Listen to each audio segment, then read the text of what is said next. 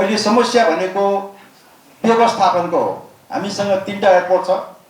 अब काठमाडौँ एयरपोर्टले जति गर्न सक्ने गरिरहेछ, भैरवा र पोखराको त चलाउन सकेका छैनौँ।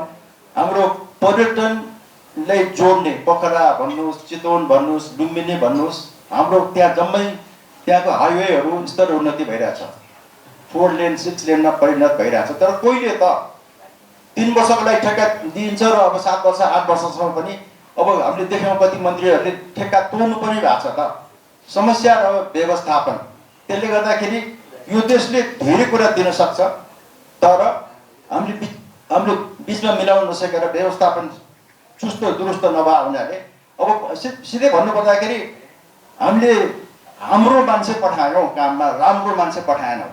अब that is the precise the problem. त्यो हो कि पोखरा एयरपोर्ट चलेको छैन, भैरवा एयरपोर्ट चलेको छैन। त्यसले गर्दाखेरि अब हामीले एउटा मास्टर प्लान लिएर अगाडि बढ्नुपर्छ। हामीसँग आजको दिनमा नेपालमा टुरिज्मको मास्टर प्लान के हो त? हाम्रो टुरिज्म बोर्डका साथीहरू पनि हुनुहुन्छ। अब हामीले के अचिभ गर्न खोजे हो त?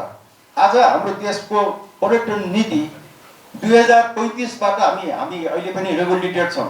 आजभन्दा 47 वर्ष अगाडिको नियमले आजको दिन धान्छ त धान्दैन। त्यसले गर्दाखेरि अब मूलभूत रूपमा नै टोटालिटीमा हामीले हेर्नुपर्छ। नयाँ नीति, नयाँ कार्यक्रम, हाम्रो माइन्डसेट, हाम्रा आजको दिनमा पनि हामीले हेर्दाखेरि पर्यटन मन्त्रालय, पर्यटन बोर्डले मात्रै सबै कुरा गर्न सक्दैन।